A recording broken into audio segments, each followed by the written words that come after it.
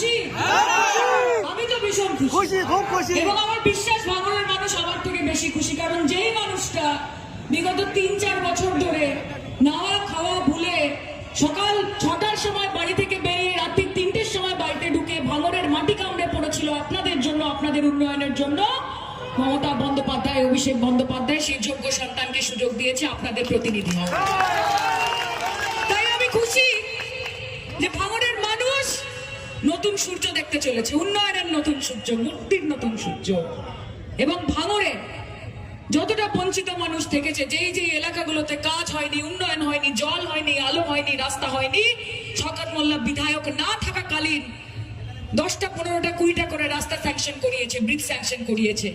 তাহলে ভাবতে পারছেন একদিনে 65টা রাস্তা স্যাংশন করিয়েছেন। আমি সাংসদ হয়ে এসেছি, আমাকে বলেছেন আমাদের কিচ্ছু চাই না, ভাঙড়ের মানুষকে আলোর কাছাকাছি নিয়ে যেতে হবে, সায়নী আলো দাও এমপি ল্যাড থেকে। অবজারভার হিসাবে বলেছে, শুধু দায়িত্বে ছিলেন যে ভোট করাতে হবে, সায়নী ঘোষকে জেতাতে হবে, তারপরেও সায়নী ঘোষ জেতার পরেও ভাঙড়ের মাটিকে তিনি ছেড়ে যাননি। তিনি ভালোবেসেছেন ভাঙড়কে, এবং তাই ভাঙড়কে ওনাকে এই ভালোবাসা ফেরত দিতে হবে। দেবেন তো? ভাঙড়ের মানুষ তাকে ভালোবাসে যে ভাঙড়কে ভালোবাসে। এবং শওকত মোল্লা ক্যানিং পূর্বকে যতটা ভালোবেসেছেন, যদি একটা রুটি পাতে পড়ে থাকে অর্ধেক রুটি দিয়েছেন ক্যানিং পূর্বকে, আর অর্ধেক তুলে দিয়েছেন ভাঙড়বাসীর মুখে। সেই জন্য শওকত মোল্লা আজকে আপনাদের প্রতিনিধি। আমি বাহারুল ভাইকেও অনেক অনেক শুভেচ্ছা জানাচ্ছি, আপনাদের মধ্যে থেকে উঠে আসা একজন মানুষ। এই যে সুন্দর একটা ক্রস হয়েছে, ক্রিস ক্রস হয়েছে, উন্নয়ন তো অবধারিত। ভাঙড়ের মাটিতে সন্ত্রাসের জায়গা নেই, ভাঙড়ের মাটিতে সাম্প্রদায়িক শক্তির কোনো জায়গা নেই, ভাঙড়ের মাটিতে মমতা বন্দ্যোপাধ্যায়ের জায়গা রয়েছে, তার প্রার্থী সমর্থনের জায়গা রয়েছে। তাই আপনাদের সকলকে এইবার শওকত দাকে লক্ষাধিক ভোটে জিতিয়ে এটা প্রমাণ করতে হবে যে रोशनी चांद से होती है सितारों से नहीं, कि रोशनी चांद से होती है सितारों से नहीं, मोहब्बत ममता बनर्जी से होती है, किसी मोदी या शाह से नहीं। বাংলা বাঁচানোর লড়াই, বাংলা ভাষাকে বাঁচানোর লড়াই, যারা আপনাদেরকে বাংলাদেশি বলে দাগিয়ে দিচ্ছে তাদের বিরুদ্ধে আওয়াজ তোলেনি আইএসএফ, তাদের বিরুদ্ধে আওয়াজ তোলেনি সিপিএম, তাদের বিরুদ্ধে আওয়াজ তোলেনি কংগ্রেস। যদি সুপ্রিম কোর্টে দাঁড়িয়ে কেউ আপনাদের অধিকারের জন্য সওয়াল করে থাকে, তার নাম মমতা ব্যানার্জি।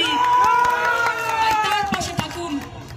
আজকে বাংলার মানুষকে নিয়ে, বাঙালি জাতিকে নিয়ে, বাংলা ভাষাকে নিয়ে যদি এক ফুটি, এক ইঞ্চি বিন্দু মাত্র কোন রকমের ইচ্ছে থাকতো, কোন রকমের তাদেরকে বাঁচানো, তাদের সুরক্ষা দেওয়ার প্রবণতা থাকতো, তাহলে আজকে মমতা বন্দ্যোপাধ্যায়ের পাশে থাকতো সবাই। গোটা দেশের মানুষ বলছে এই মোদী সরকার, এই বিজেপি সরকারকে যদি কেউ জব্দ করতে পারে, যে তোমারে মোদী বেজে কালীঘাটে টালির চালে বাড়িছে সে, এবং তার নাম মমতা বন্দ্যোপাধ্যায়।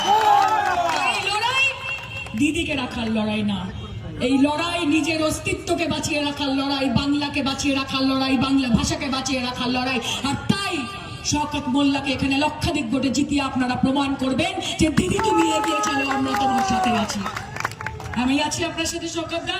আমি খুব খুশি যে আমি চেয়েছিলাম যে আপনি যেরকম প্রত্যক্ষভাবে পরোক্ষভাবে যেরকম ভাবে ভাঙড়ের মানুষের পাশে ছিলেন, এবার তো সোজাসুজি খেলা হবে, এবার তো সোজাসুজি খেলা হবে, এবার তো চোখে চোখ রেখে খেলা হবে, কাঁধে কাঁধ মিলিয়ে খেলা হবে, পায়ে পা মিলিয়ে খেলা হবে। তাই দাদা তুমি এগিয়ে চলো, তোমার পাশে সবসময় ছিলাম, সবসময় থাকবো। সায়নী ঘোষকে অনেক আশীর্বাদ করেছেন, যতটুকু বাকি ছিল আশীর্বাদ করার পুরোটা উজাড় করে দিন শওকত মোল্লার জন্য। ভাঙড় তৃণমূল কংগ্রেস জিন্দাবাদ, মা মাটি মানুষ জিন্দাবাদ। Thank you.